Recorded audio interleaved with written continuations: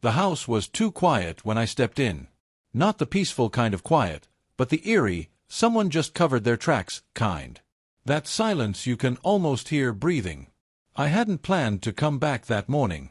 My job wrapped up early in Portland, and I figured I'd surprise Emily. Thought it'd be one of those sweet, spontaneous husband things. But the second I walked through the door, I knew something was wrong. The air reeked of lavender cleaner, way too strong. Like someone had dumped the whole bottle into the mop bucket. Underneath it, though, was something else. Sweat. Wine. Maybe cheap cologne. The kind of mix that only comes from people trying to erase the evidence of a night they shouldn't have had. I walked into the living room, my boots leaving faint marks on the hardwood floor. Someone had definitely been busy. The pillows were arranged like they were auditioning for a catalog. Curtains drawn just enough to block the view in, but not the light out. Everything was trying a little too hard to look normal.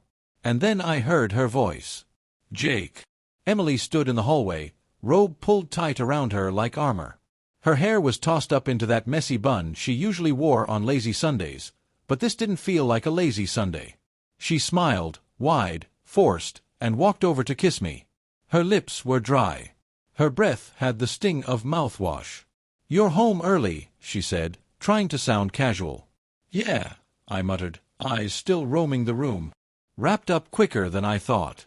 Figured I'd surprise you." Her smile faltered, barely, but I caught it. She turned back toward the kitchen too quickly. "Well, you're just in time," she chirped. "I was about to make breakfast. Your favorite. Mushroom and cheddar omelette."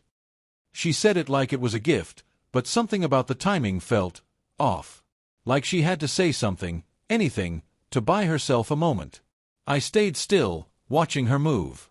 Her bare feet padded across the floor, and that's when I noticed it.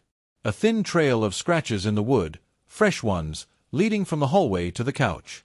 Then I saw something just barely sticking out from between the cushions. I walked over slowly, kneeling beside the couch like I was adjusting one of the pillows. My fingers slipped between the seat and the backrest, and there it was. A condom. Used. Wrapped tight and shoved deep, like someone didn't have time to throw it away and panicked. It was still damp. Still warm. I stared at it for a long second, heart rate steady, mind quiet. You ever have a moment where everything makes sense all at once, and you hate that it does? That was this moment. I stood up slowly.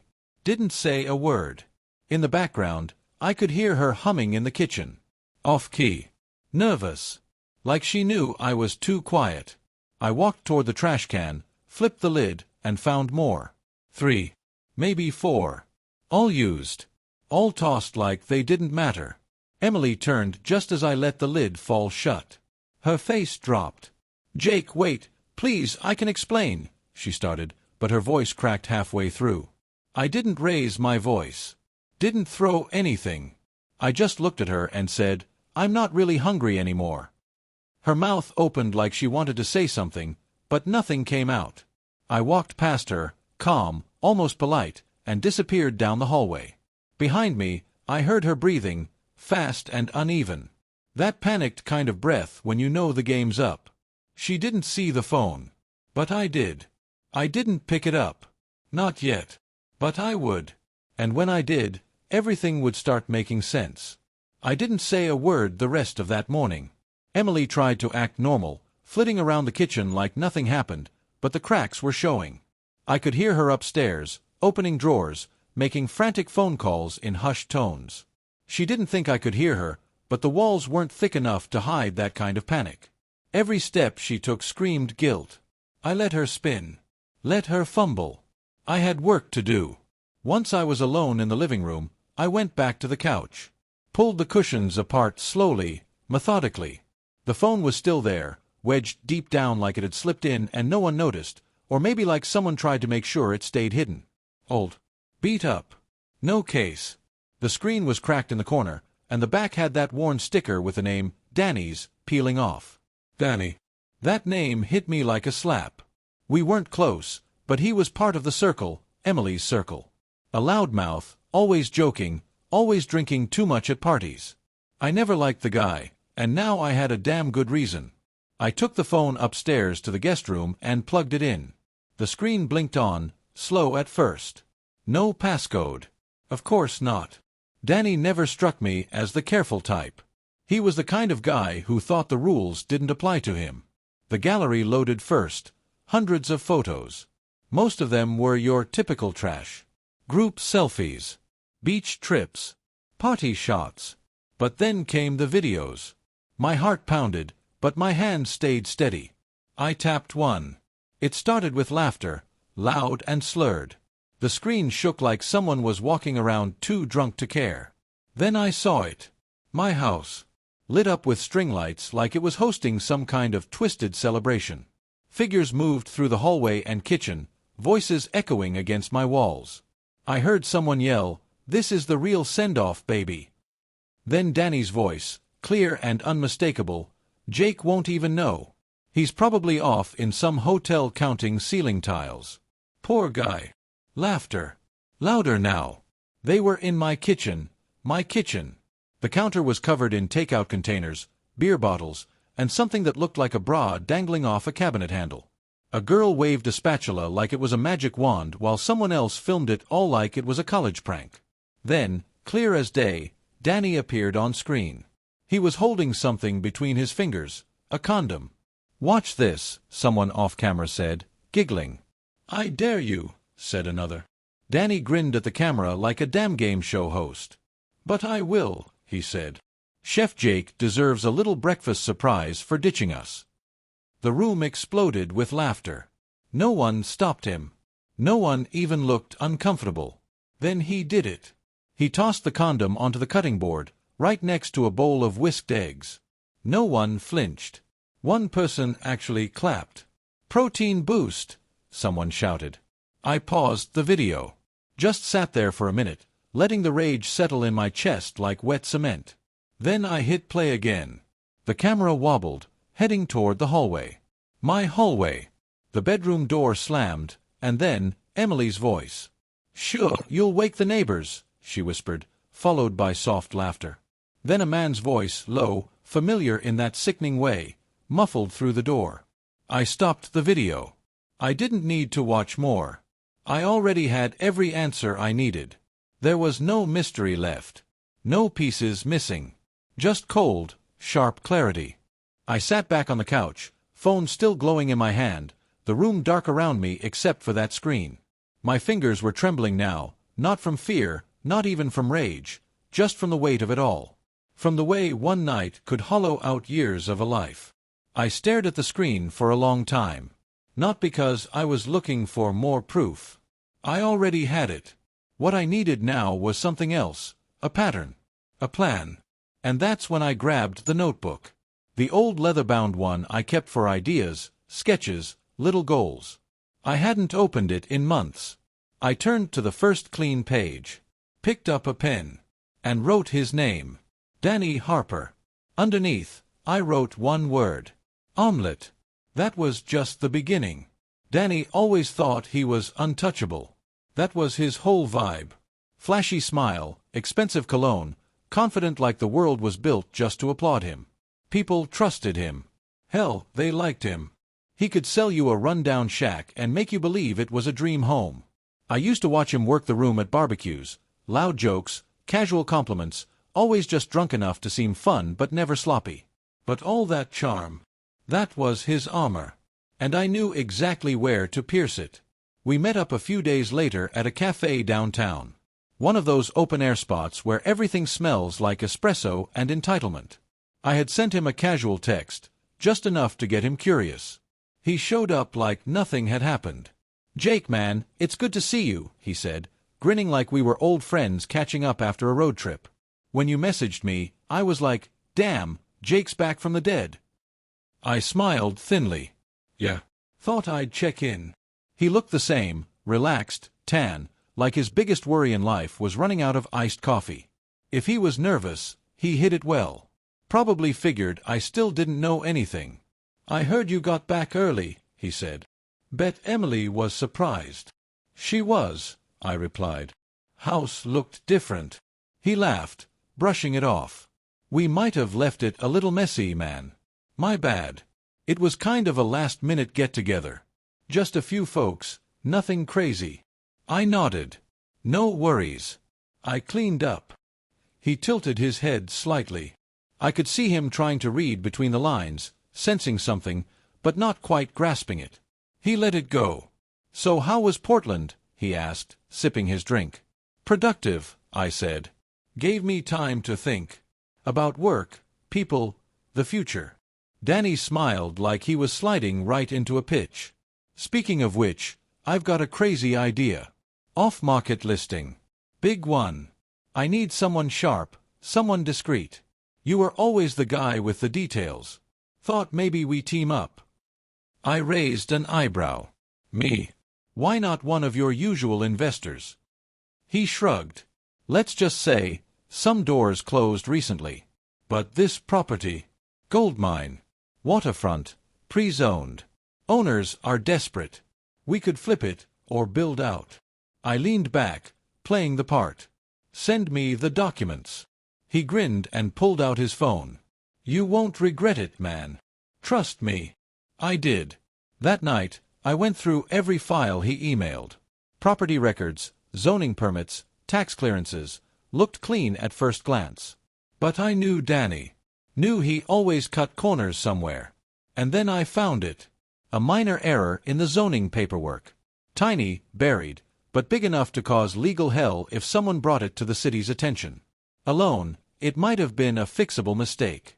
But under the right spotlight, it could sink the whole deal, and Danny with it. I didn't need to fabricate anything. Just reveal it. 2 days later, I dropped an envelope off at the Office of Real Estate Regulation. Inside was a full copy of Danny's project, with the sketchy parts neatly highlighted, and an anonymous note from a concerned citizen. That was all it took. The investigation started quietly. But within a week, the whispers began. Clients backed out. Lenders froze. His name, once synonymous with charm and confidence, started to show up in conversations laced with doubt. I watched it unfold from a distance. I saw a blog he used to be featured in, Top 10 Agents to Watch, scrub his name like he never existed. That was the moment I knew it had landed. A few days later, I passed him on the sidewalk. He looked tired. Hello. His jaw clenched, phone pressed to his ear, mumbling something about legal options and miscommunication. He looked up and saw me. Jake. Man, it's been crazy. I met his eyes. Unblinking. You said it yourself, I told him. New beginnings. Then I walked away. That night, back in my study, I opened the notebook again. Flipped to the page that said Danny Harper. I drew a single line through his name. Then turned the page. Next up. Julie. Rain had rolled back into town like it never left. Slow, steady, and heavy with memory. The kind of rain that makes the streets reflective, as if they're holding up a mirror to the sky. I sat in the corner of a quiet cafe, staring out the window with a mug of coffee gone cold in my hands. Across the street, parked outside the little boutique flower shop, sat Julie's navy blue hatchback. Still had that "Support Local Beekeepers" sticker on the bumper. She always loved her causes. Her and Alex had been together for years. 6, I think. Everyone thought they were solid. Tight. The kind of couple you point to and say, see? Some people make it work. But I knew better. I'd seen the signs before anyone else even knew to look. The glances. The tension. The carefully avoided conversations. Emily once joked about Alex and some girl named Erin during a weekend trip. Everyone laughed. Except Julie. Her laugh was a little too delayed. Her eyes didn't match her mouth. So yeah, I knew there were cracks. My job now. Help them spread. Julie came out of the shop juggling a bouquet and a paper bag, umbrella tucked under one arm. Just as she reached for her car door, her phone buzzed in her coat pocket. She paused, thumb hovering. Then she unlocked it. I watched her face change from across the street. A shadow moved across her expression like a thundercloud settling in. The message was simple, a screenshot. Flirty texts between Alex and someone saved as Erin. Not graphic, just enough. Last night was amazing. We have to be more careful next time. Winky face. That's all it took. Julie stood frozen, the bag slowly tipping in her hand. One of the flowers, a single orange tulip, slipped from the bouquet and fell into a puddle by her feet. She didn't even notice. What she didn't know was that I'd sent the message from a burner. A number I'd pulled from an old contact list nobody even remembered existed. The screenshot wasn't fake. Not entirely. It was stitched together from bits I'd seen months ago, real texts, real timestamps, a real photo of Alex pulled from his social media. The flirtation between him and Erin had always been there. I just gave it a little push. That night, I parked a few blocks away from their apartment. I didn't need to get close. I just needed to listen. The shouting started around 8:15. I could hear it even over the rain beating down on the windshield. Julie's voice, sharp and wounded. "Just tell me the truth." Alex snapped back. "You're being paranoid. Someone's messing with you." Glass broke. A door slammed. Then a quieter voice, tight and raw. "Julie again. You brought her into our home." I closed my eyes. And just sat there. Not satisfied. Not proud. Just still. There's a silence that comes after a storm begins, like the space between thunderclaps. That's where I was. The next morning, the fallout was already unraveling on social media. Julie had scrubbed every photo of Alex off her accounts. Her profile picture was changed. Mutual friends started posting vague, dramatic updates. Sometimes the people who smile the most are the ones breaking the hardest. At noon, I passed her at the farmer's market. She was sitting alone on a bench, her coffee cup shaking in her hands, her eyes red. She didn't see me. I didn't stop. But as I walked by, I saw something next to her on the bench. Another orange tulip. Wilted. That night, I opened the notebook again. Under Julie and Alex's names, I wrote one line. Some fractures don't show until the pressure hits. Then I turned the page. One name left before the last. Nick. Nick Dalton was always the quiet one. Didn't drink much. Didn't talk unless he had something worth saying. A little awkward in crowds, but brilliant, genuinely brilliant. The kind of guy who could build a firewall in an afternoon or write code so clean it looked like poetry. People called him paranoid in that friendly, he's just quirky kind of way. He encrypted everything. Used burner email addresses for group invites. Built VPNs just for fun. I used to admire that about him. Now I was going to use it against him. See, Nick lived online. That was his kingdom. He felt safe behind screens and code, invisible and insulated. But even the most secure system can be breached, not by force, but by narrative. All I had to do was write the right story. I started digging.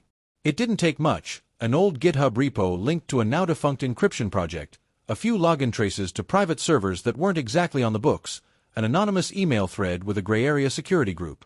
None of it was illegal on its own. But pieced together carefully, it painted a picture. So I painted it. An anonymous tip dropped on a quiet Tuesday afternoon, routed through proxies and dumped in a private mailbox at the state's cybercrime division. The tip claimed that Nicholas Dalton was operating a covert data pipeline, pulling traffic from public Wi-Fi networks and routing it to offshore servers.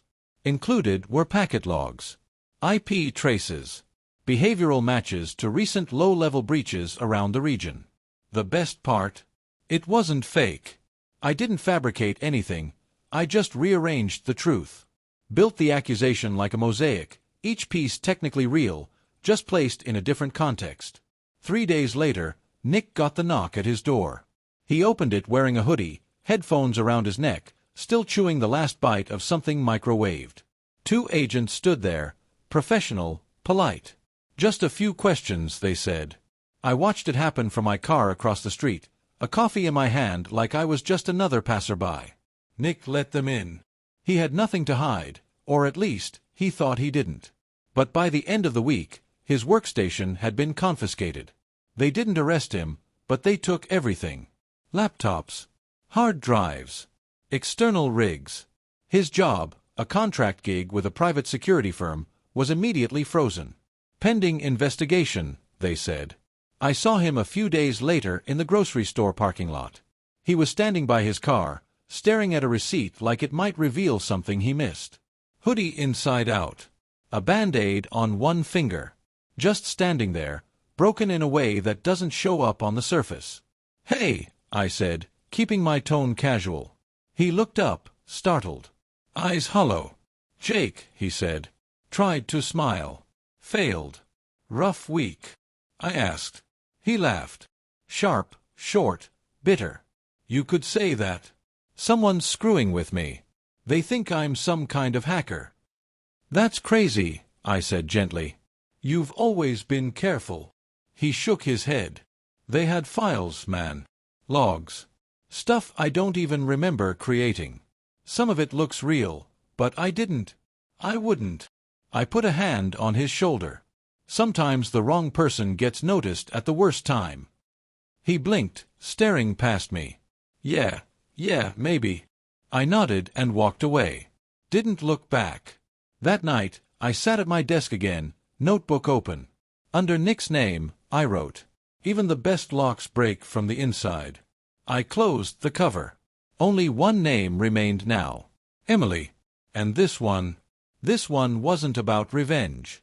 This one was about truth. The house felt different now. Not peaceful, just quiet in that way it gets after a storm rolls through. When everything's still standing, but the air remembers what it just survived. The sunlight came in through the curtains at an angle, catching the dust floating in the room. Everything looked normal. But nothing was. Emily sat at the kitchen table, hands wrapped around a mug of tea she hadn't touched. She looked tired. Hollow.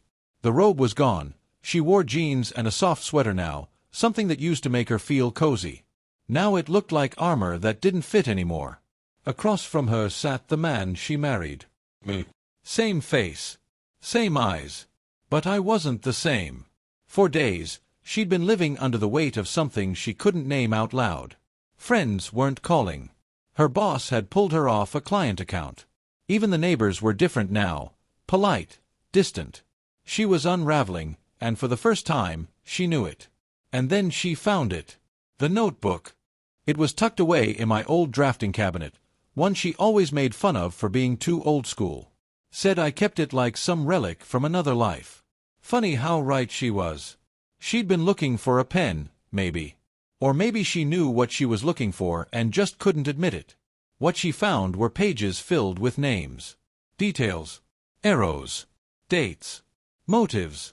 And at the very end, her name. But no punishment. Just process. Just truth. Now she was staring at me like I was a stranger in my own kitchen. "You read it," I said. She nodded, slowly. Her eyes were glassy but not crying. "Not yet." "You did all of it?" she asked, voice barely there. I didn't answer. Didn't need to. "You ruined them," she whispered. "One by one."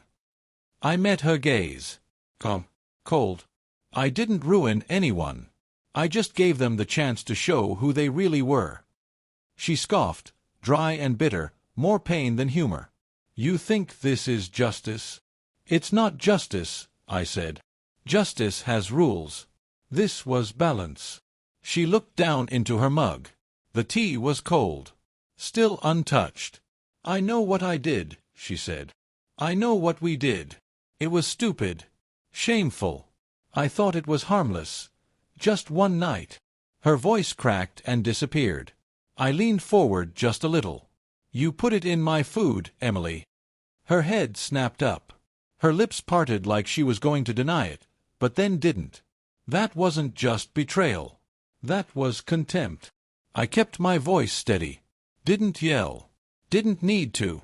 Casual, confident contempt. "You fed me something filthy, and you laughed." "I didn't laugh," she said, eyes wide now, voice shaking. "I didn't laugh. But you didn't stop it either." The words landed like a hammer between us. Not loud, but final. She swallowed hard, hands trembling around the mug. "I'm sorry," she said. "I don't know how to come back from this." I nodded slowly. "I don't think you do." Tears finally welled in her eyes, but still didn't fall. "Are you leaving?" I didn't answer. Instead, I stood, walked over to the counter, and placed an envelope next to her tea. Just a small white envelope. She stared at it but didn't reach for it. Inside, she'd find a handwritten note. No anger. No shouting. Just a simple truth. You erased everything we were in one night. I erased everything we built in the days after. We are even. Live with that. I left the house without a suitcase. Just a coat, my keys, and the sound of my footsteps on the front steps. She followed me to the door but didn't say a word. She stood there barefoot on the cold tile, watching the street stay exactly as it always had, like the world hadn't just ended. The wind picked up. The trees bent slightly, as if bowing to something unseen. The tea on the table sat untouched. Her chair was still warm from where I'd been sitting. But the space across from her? Empty. And in that silence, she remembered the condom. The trash. The couch. The phone. All of it. A storm doesn't need thunder to destroy something. Sometimes, it only takes silence. Thank you for visited my YouTube channel. Your support, likes, and comments truly inspire me to create even more engaging content. If you enjoyed this video, don't forget to subscribe and hit the notification bell so you never miss an update. You're a part of this amazing community, and I'm thrilled to share my stories with you. See you in the next video on YouTube.